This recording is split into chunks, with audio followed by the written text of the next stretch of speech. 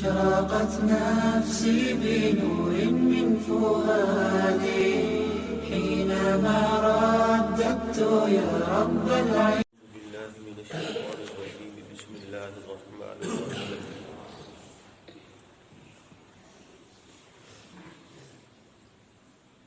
قالوا يا أبانا ما لك لا تأمنا على يوسف. یوسف علیہ السلام کے بھائیوں نے اپنے والد سے کہا کہ کیا بات ہے کہ یوسف کے معاملہ میں آپ ہمیں امانت دار نہیں سمجھتے. وَإِنَّا لَهُ لَنَاصِحُونَ، حالانکہ ہم اس کے خیر خواہ ہیں. أَرْسِلْهُ مَعَنَا غَدًا، کل اسے آپ ہمارے ساتھ بھیجیے. یرتع ویلعب، تاکہ یہ بھی ہمارے ساتھ کھائے پیے اور کھیلے کودے. وَإِنَّا لَهُ لَحَافِظُونَ، اور آپ یقین رکھیں کہ ہم اس کی حفاظت کریں گے. قال انی لیحزننی، یعقوب علیہ السلام کہنے لگے کہ مجھے ڈر لگتا ہے کہ میں اسے آپ کے ساتھ بھیجوں. وَأَخَافُ أَن يَأْكُلَهُ الذِّئْبُ، اور مجھے خوف ہے کہ کہیں اسے بھیڑیا نہ لے جائے. وَأَنْتُمْ عَنْهُ غَافِلُونَ، اور تم اس وقت اس سے غافل ہو.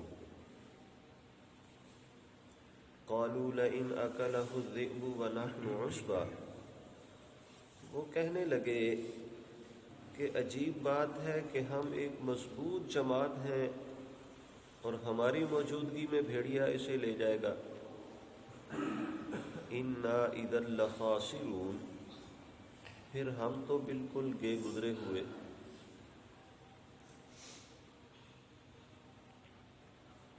یوسف علیہ السلام کے بھائیوں نے جب اس چیز کو محسوس کیا کہ ہمارے والد یعقوب علیہ السلام کی توجہ زیادہ تر ان چھوٹے دو بھائیوں کی طرف ہے، ان سے زیادہ محبت اور پیار کرتے ہیں، توجہ ان کی طرف زیادہ دیتے ہیں، تو ان کے دل کے اندر حسد پیدا ہوا. اور اسی حسد کی بنیاد پر ان لوگوں نے منصوبہ بندی کی، اور اسی منصوبے کے تحت انہوں نے اپنے والد سیدنا یعقوب علیہ السلام سے بات کی. اب ان کے دل کے اندر تو مکمل ایک پلاننگ تھی، لیکن چونکہ یعقوب علیہ السلام اللہ کے نبی تو تھے لیکن غیب کا علم رکھنے والے نہیں تھے، تو اس لیے انہیں اس بات کا علم نہیں تھا کہ یہ مجھے کیا کہہ رہے ہیں اور ان کے دل میں کیا ہے. تو انہوں نے در حقیقت یہ جو بات اپنے والد سے کی کہ اسے ہمارے ساتھ بھیجیے، یہ ہمارے ساتھ ادھر کھیلے گا، کھائے پیے گا. چونکہ وہ شکاری علاقہ تھا، وہ لوگ شکار کھیلتے تھے، تو یعقوب علیہ السلام کے بیٹے بھی جاتے، شکار بھی کھیلتے، اور اس کے علاوہ تیر اندازی بھی کرتے. تو ان دونوں باتوں کی طرف مفسرین نے اشارہ دیا ہے کہ یہ تیر اندازی بھی ہمارے ساتھ سیکھے گا اور دوسرا یہ شکار بھی کھیلے گا. عمومی طور پہ جو کھیل کھیلے جاتے ہیں وہ لغویات میں شمار ہوتے ہیں، لیکن ایسے کھیل جن کی وجہ سے انسانی جسمانی صحت یا کوئی اسے اس کے دین کے حوالے سے فائدہ ہو تو اس کی شریعت بھی اجازت دیتی ہے. مثلا تیر اندازی دشمن کے مقابلہ میں کام آ سکتی ہے، تو اس سے شریعت منع نہیں کرتی. تو اس لیے ان لوگوں نے اپنے کھیلوں کا تذکرہ کیا، اور یعقوب علیہ السلام نے بھی انہیں کھیلنے سے منع نہیں فرمایا، اس لیے کہ تیر اندازی ان کا کھیل اور مشغلہ تھا.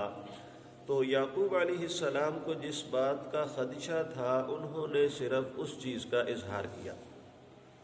جب یہ کہنے لگے کہ یہ ہمارے ساتھ آئے، ہم اس کی حفاظت بھی کریں گے اور یہ کھیل کود میں بھی ہمارے ساتھ شامل ہوگا اور کھانے پینے میں بھی ہمارے ساتھ شامل ہوگا، تو یعقوب علیہ السلام کے دل میں جو بات تھی ان کے متعلق وہ انہوں نے کہہ ڈالی۔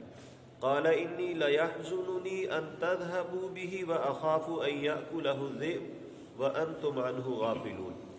کہنے لگے کہ مجھے اور تو کوئی بات نہیں، کسی بات کا ڈر اور خوف نہیں، لیکن میں اس بات سے ڈرتا ہوں کہ کہیں ایسا نہ ہو کہ یہ چھوٹا ہے، آپ کھیل کود میں مصروف ہو جاؤ اور یہ بھیڑیے کی زد میں آ جائے اور بھیڑیا اسے اٹھا کر کے لے جائے۔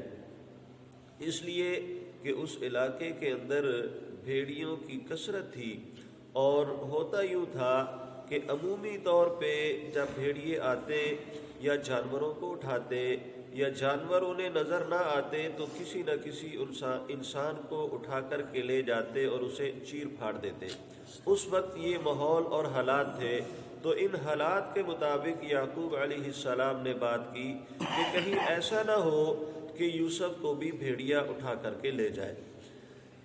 جب یعقوب علیہ السلام نے یہ بات کی تو بھائی کہنے لگے قالوا لئن اکلہ الذئب ونحن عصبہ، کہ یہ کیسے ہو سکتا ہے کہ بھیڑیا یوسف کو اٹھا کر کے لے جائے جبکہ ہم ایک مضبوط جماعت ہیں۔ یعنی یعقوب علیہ السلام کو اعتماد میں لینے لگے، جبکہ حقیقت میں ان کے اپنے دل کے اندر چور موجود تھا اور یہ چاہتے تھے کہ یوسف کو ہم اپنے باپ سے دور کر دیں، لیکن والد کو چونکہ اعتماد میں لینا ضروری تھا تو اس لیے پر اعتماد گفتگو وہ کر رہے تھے۔